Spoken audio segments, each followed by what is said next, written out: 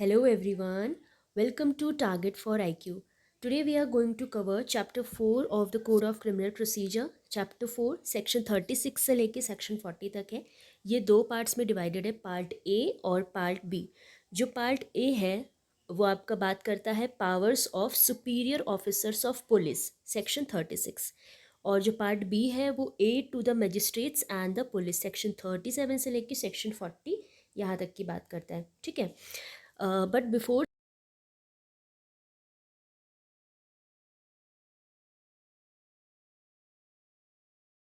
बच गया था.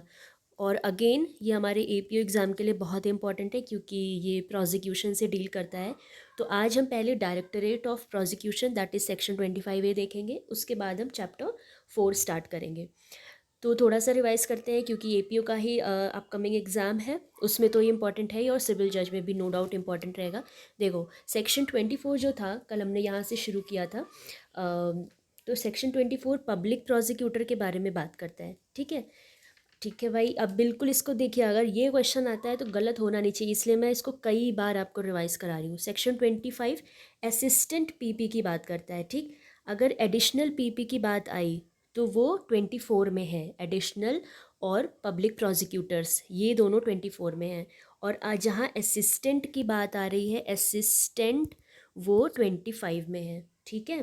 तो ये चीज़ हमें ध्यान रखनी है. और 25A आपके सामने ही है, that is directorate of prosecution.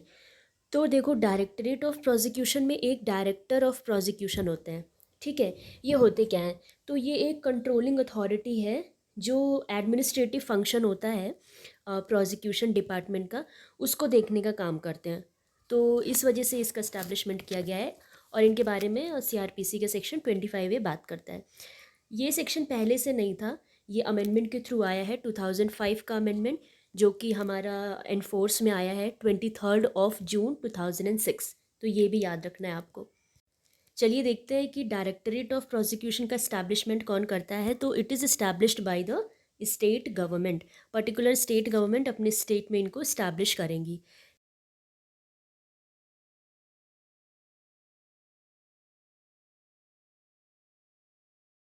Deputy director of prosecution होते हैं, एक डायरेक्टर होगा और बाकी उसके जो सबॉर्डिनेट होंगे उनको डेप्यूटी डायरेक्टर बोला जाता है ऑफ प्रोसिक्यूशन.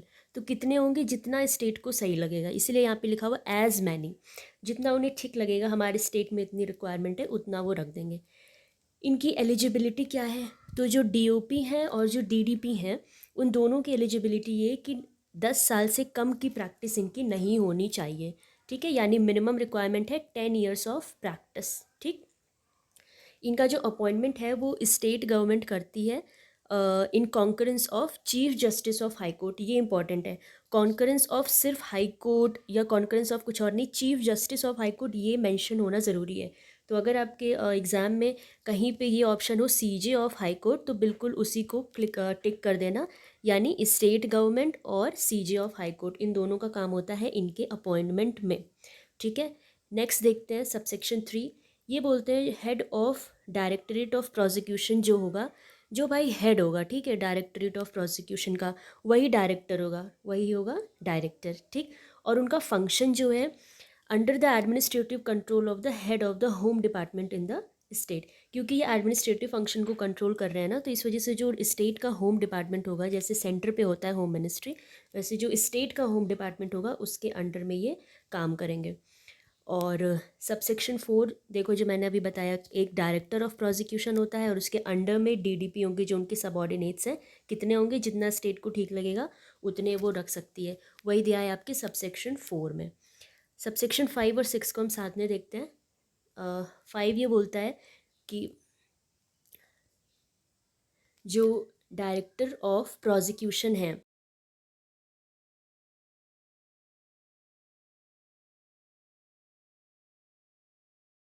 इनके कंट्रोल में कौन कौन आएगा? इनके कंट्रोल में है public prosecutors, additional public prosecutors या special public prosecutors to conduct the cases in high court. देखो ये थोड़ा सा एक माइन्यूट सा पॉइंट है, इसे ध्यान से समझिएगा. और जो DDP हैं, डेप्यूटी डायरेक्टर, ये किसके सुपीरियर हैं? या हम ये कह सकते हैं इनके सबॉर्डिनेट में कौन कौन रहेगा? PP हैं और एडिशनल PP है और एसपीपी है यानी स्पेशल पब्लिक प्रोसिक्यूटर, और असिस्टेंट भी है। लेकिन कहाँ के लिए? जब डिस्ट्रिक्ट कोर्ट में केसेस कंडक्ट करने हैं तो उनकी अथॉरिटी डीडीपी के पास है, और जब हाई कोर्ट में केसेस कंडक्ट करने हैं तो यही सारे जो लोग हैं इनकी अथॉरिटी डीओपी के पास है। ठीक है, मैं फिर से बताती हूँ। देखो, जब हमको हाई कोर्ट में केसेस अपने कंडक्ट करने हैं तो हमारा जो, समझ लो आप एक जने अपने को समझ लो कि हम पीपी हैं, पब्लिक प्रोसिक्यूटर हैं, एक जना एडिशनल पब्लिक प्रोसिक्यूटर है, एक जना स्पेशल पब्लिक प्रोसिक्यूटर है, और एक कोई असिस्टेंट पब्लिक प्रोसिक्यूटर है। तो इन चार लोगों को, वैसे इसमें असिस्टेंट मेंशन नहीं है, ये भी ध्यान रखना। तो इन तीन लोगों को जब हाई कोर्ट में केस कंडक्ट करना है तो इनकी सुपीरियर अथॉरिटी डायरेक्टर है, डायरेक्टर ऑफ प्रोसिक्यूशन।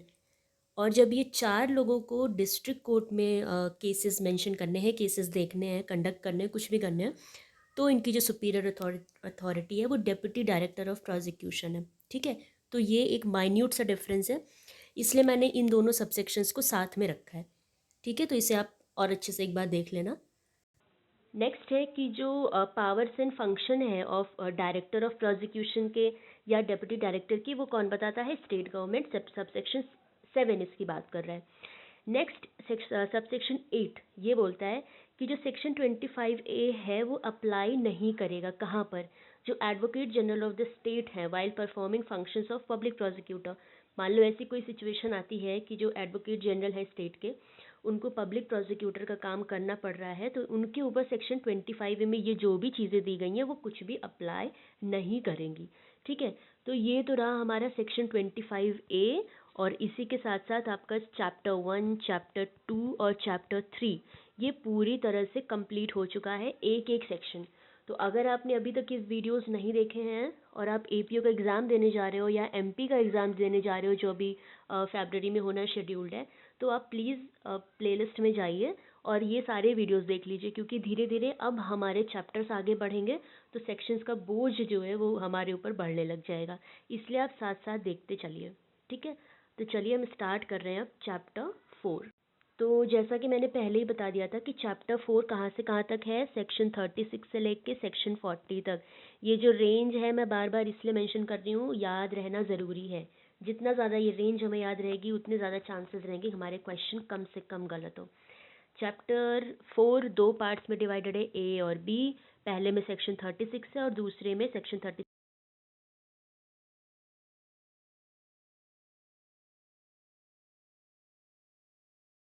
है। और जो पार्ट बी है वो A to the magistrates and the police की बात करता है। ठीक, तो हम सेक्शन 36 जो सबसे पहला सेक्शन है उसको हम यहीं पे कवर करते हैं। देखो इसमें क्या दिया है। तो सेक्शन 36 में एक बहुत ही छोटी सी बात कही गई है। देखो क्या कही गई है। पहले तो इन्हें बेस बनाना है। बेस ये है officer in charge of a police station. तो एक कोई officer in charge of police station होता है, उसके सुपीरियर में जो कोई भी पुलिस ऑफिसर्स होंगे, यानी officer in charge of police station से सुपीरियर रैंक पे जो भी पुलिस ऑफिसर्स होंगे वो क्या करेंगे? They may exercise the same power throughout the local area in which they are appointed. बहुत सिंपल सी बात है कि जो एरिया है और इस एरिया में ये सब लोग अपॉइंट हुए हैं, तो इसमें जितनी भी powers officer in charge of a police station को है वो सारी पावर इनके सुपीरियर ऑफिसर्स को भी होगी। ये तो होएगी, हो सकता है कुछ एडिशनल पावर्स भी उनके पास हो क्योंकि ये officer in charge of police station से सुपीरियर है। तो बस इतनी सी बात बोल रहा है कि they may exercise same power. Same power किसके रिस्पेक्ट में? Officer in charge of a police station इसके रिस्पेक्ट में, throughout the local area in which they are appointed. ठीक, तो इतनी सी बात कह रहा है। अब देखते हैं सेक्शन 37, यानी सेक्शन 37 क्या बोलता है? पब्लिक कब असिस्ट करेगी मजिस्ट्रेट या पुलिस को? आप बेयर एक्ट, आई होप आपने बेयर एक्ट खोल के रखी होगी। बेयर एक्ट में देखो उसमें लिखा है पब्लिक वेन टू,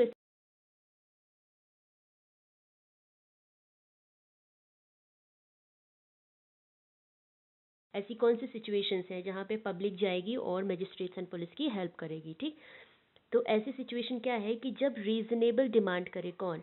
जब मजिस्ट्रेट और पुलिस ये आके पब्लिक के पास रीजनेबल डिमांड करें। Demand should be reasonable.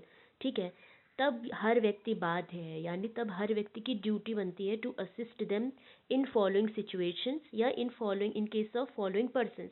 अगर पुलिस या मजिस्ट्रेट लोगों के पास जाके उनसे रिक्वेस्ट करते हैं, रीज़नेबली डिमांड करते हैं और लोगों को ठीक लगता है, तब हर व्यक्ति बाध्य है इन कंडीशंस में पुलिस की और मजिस्ट्रेट की मदद करने के लिए। पहला पॉइंट क्या है, इन टेकिंग और preventing escape of a person to be arrested. मान लो ए है, ये कोई ऐसा पर्सन है जिसको अरेस्ट करने का मतलब वारंट इशू है या उन्हें अरेस्ट ही करना है, मजिस्ट्रेट ने बोल रखा है अरेस्ट करना है, पुलिस ऑफिसर गया है और उन्हें अरेस्ट नहीं कर पा रहा है क्योंकि वो अपने आप को छुड़ा रहा है, भाग रहा है, कुछ भी कर रहा है। तो ऐसी सिचुएशन में जो पब्लिक है वो उनकी मदद कर सकती है, ठीक है। दूसरा क्या है, प्रिवेंशन और suppression of breach of peace, यानी ऐसी कोई सिचुएशन है जहाँ पे ब्रीच ऑफ पीस हो सकती है, तो ऐसी सिचुएशन में भी मजिस्ट्रेट और पुलिस ये पब्लिक की हेल्प ले सकते हैं कि हमारी आप मदद करो ताकि हम जो पीस है, जो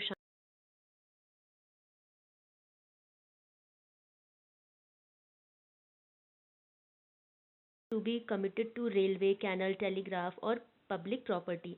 अगर ऐसा लगता है कि कोई इंजरी इन सब चीज़ों पे हो सकती है तो उसे प्रिवेंट करने के लिए भी मजिस्ट्रेट और पुलिस वो पब्लिक की हेल्प ले सकते हैं।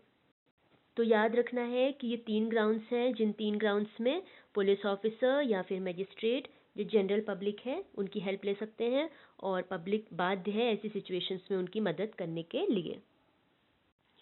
अब अभी तक तो पुलिस ऑफिसर या फिर मजिस्ट्रेट की हेल्प की जा रही थी। अब सबको पता ही है कि हाँ ये भाई अथॉरिटी हैं, पब्लिक अथॉरिटी हैं, ये पुलिस वाले हैं, ये मजिस्ट्रेट साहब हैं।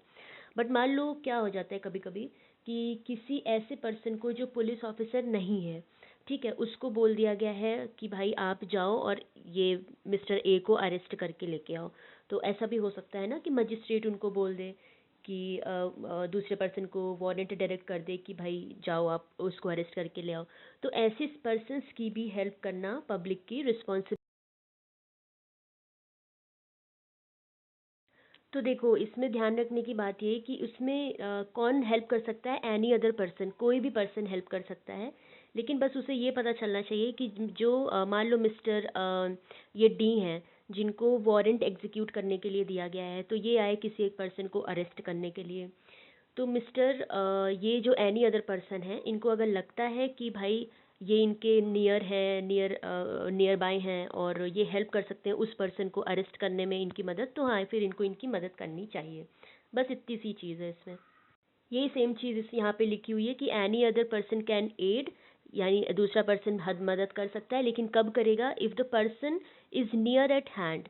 जिस पर्सन को वारंट डायरेक्ट किया गया है वो उसके आसपास होना चाहिए, ये नहीं कि बहुत दूर में है, तो समझ लो जो करीबी है वही कर देगा। And acting in the execution of warrant.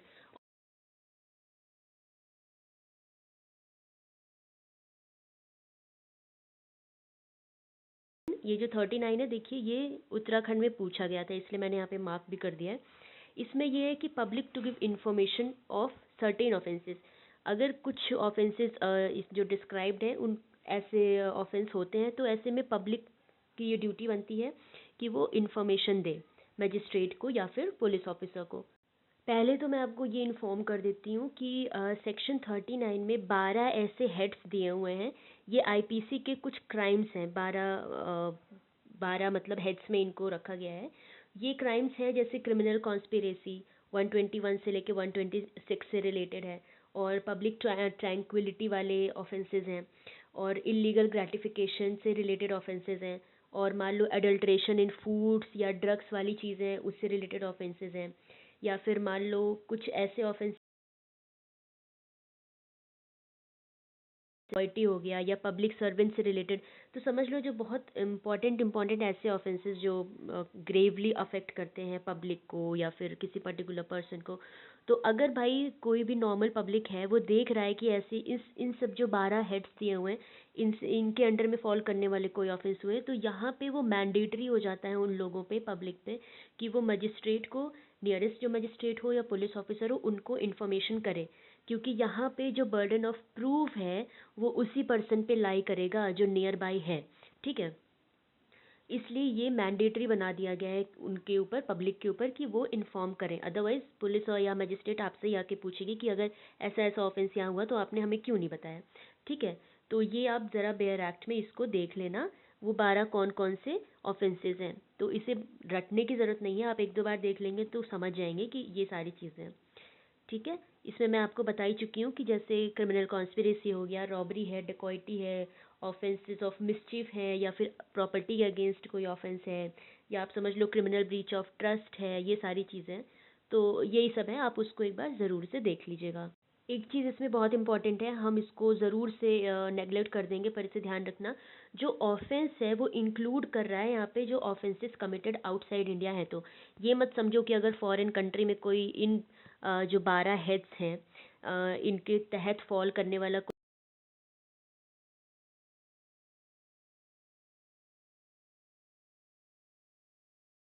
Code किया गया है। चलिए नेक्स्ट है हमारा सेक्शन 40, लास्ट सेक्शन है चैप्टर नंबर 4 का। तो इसको देखते हैं, इसमें क्या है, duty of officer affairs of village. यानी अगर विलेज से रिलेटेड कुछ अफेयर्स हैं, तब उसमें जो ऑफिसर है उनकी क्या ड्यूटी बनती है वो हमें देखना है। तो सेक्शन स्टार्ट करने से पहले जो सेक्शन का सब सेक्शन 2 है, हम पहले उसे देखेंगे, क्योंकि अभी बार बार ये टर्म्स आने हैं, विलेज, प्रोक्लेम्ड ऑफेंडर और officer employed in connection with the affair of the village. तो देखो, विलेज का मतलब बहुत ईजी है, विलेज का मतलब यहाँ पे ये है, इंक्लूड्स विलेज लैंड्स। जो विलेज लैंड्स हैं वो इंक्लूड कर रही हैं, और मीनिंग तो नहीं है बट ये बता रहा है कि विलेज इंक्लूड करता है विलेज लैंड्स को। और प्रोक्लेम्ड ऑफेंडर जो है वो क्या क्या इंक्लूड करता है, any person proclaimed as an offender by any court या authority in any territory of India to which this code does not extend. और देखो, जहाँ पे मान लो दुनिया में कहीं पे भी किसी को भी अगर प्रोक्लेम्ड ऑफेंडर बोल दिया गया है, तो वो सब इसमें कवर हो रहे हैं, क्योंकि यहाँ पे ये साफ साफ मेंशन है कि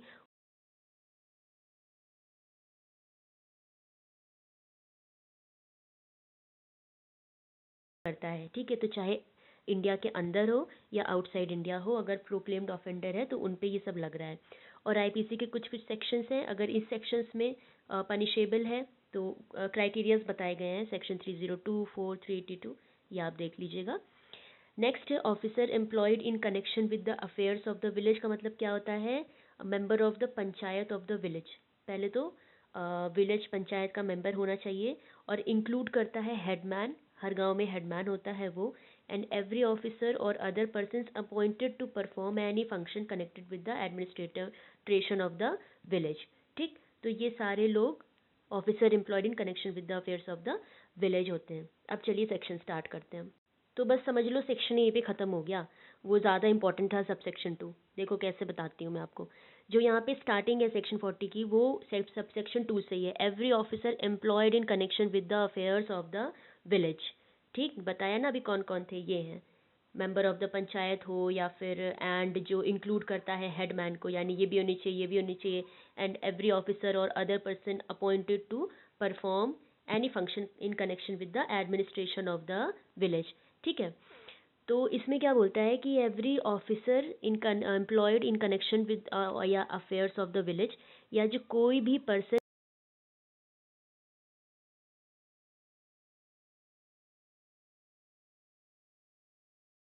करेंगे, किसको, नियरेस्ट मजिस्ट्रेट को या नियरेस्ट पुलिस ऑफिसर को, किस चीज़ के बारे में, अगर ये फॉलोइंग ऑफेंसेस होते हैं। तो यहाँ पे 6 ग्राउंड्स दिए गए हैं, अगर ये 6 ग्राउंड्स में ऑफेंसेस फॉल करते हैं तो ये ड्यूटी बनती है इनकी और इनकी कि फोर्थ विद कम्युनिकेट करें नियरेस्ट मजिस्ट्रेट को या पुलिस को। अब हम जल्दी से देख लेते हैं ये कौन कौन से ऑफेंसेस हैं। पहला तो ये है परमानेंट या टेम्परेरी रेजिडेंस, नोटोरियस, ये रिसीवर, वेंडर, स्टोलन प्रॉपर्टी। भाई अगर कोई परमानेंट रेजिडेंट है, ठीक है, तो भी चलेगा उन पे, और कोई अगर टेम्परेरी रह रहा है तो उस पर भी अप्लाई होगा। पर वो ऐसा काम क्या करता है, कोई नोटोरियस एक्टिविटी कर रहा है या स्टोलन प्रॉपर्टी रख रखा है, चाहे गांव में रखे या गांव के बाहर, तो ऐसी कोई चीज़ अगर आपको पता चलती है तो आप इसको जाके पुलिस ऑफिसर या मजिस्ट्रेट को बताएंगे। दूसरा, अगर ठग, रॉबरी, एस्केप्ड कन्विक्ट या प्रोक्लेम्ड ऑफेंडर जैसी कोई बात है, जो resort to a village knows या सस्पेक्ट्स, यानी विलेज में उसको रखता है जानते हुए कि भाई ये लोग ऐसे ऐसे हैं, ठग हैं, रॉबरी करके आए हैं, या एस्केप्ड कन्विक्ट हैं, या फिर सस्पिशन में भी है कि किसी ने इनको ऐसे पनाह दे रखी है, तो भी आप बताएंगे। ठीक है, कमीशन या इंटेंशन टू कमिट, क्या, नॉन बिलीवेबल ऑफेंस, कोई कमीशन हो जाता है, कमिट कर देता है, या इंटेंशन टू कमिट, समझ लो बैठ के कॉन्स्पिरेसी कर रहे हैं कुछ लोग, किसकी, नॉन बिलेबल ऑफेंस की, या पनिशेबल अंडर सेक्शन 143, 4, 48, 47, 44, ये 45 था, तो ऐसी सिचुएशन में भी भाई आप इन्फॉर्म करोगे। इसमें देखो आपको कुछ रटना नहीं है, बस एक बार मैं इसलिए बता दे रही हूँ ताकि आप जब पढ़ो तो आपके लिए ईजी हो।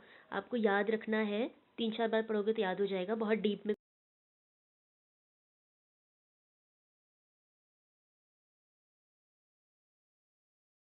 है इन्फॉर्म करना।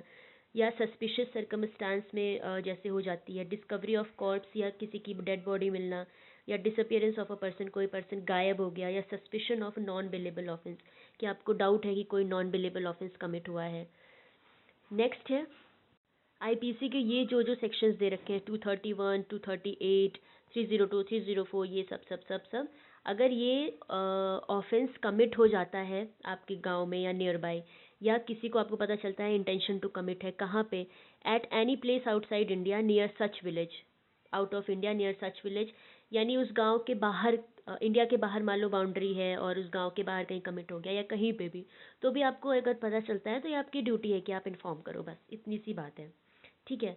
और नेक्स्ट है any matter likely to affect the maintenance of order of the prevention of crime और the safety of the person या property respecting which the district magistrate ने मान लो कोई ऐसा डिस्ट्रिक्ट मजिस्ट्रेट ने कोई जनरल या फिर स्पेशल ऑर्डर पास करके रखा है और उसमें स्टेट गवर्नमेंट की सैंक्शन भी है कि इस पर्टिकुलर प्लेस की जो ऑर्डर है, मेंटेनेंस यहाँ की जो मेंटेन रखनी है वो डिस्टर्ब नहीं होगी, safety of the persons disturb नहीं होंगे, फिर भी आपको लगता है कि वो डिस्टर्ब हो रहा है, कोई कर रहा है ऐसा, तो ये आपकी ड्यूटी है कि आप नियरेस्ट मजिस्ट्रेट को या पुलिस ऑफिसर को फोर्थ विद इन्फॉर्म करिए। ठीक है।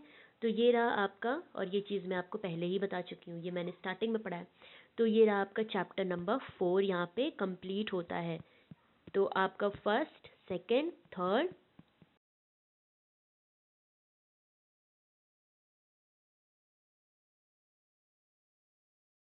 समझ में नहीं आता है तो आप पूरी तरह से फ्री हैं कमेंट सेक्शन में क्वेश्चन पुट अप करने के लिए।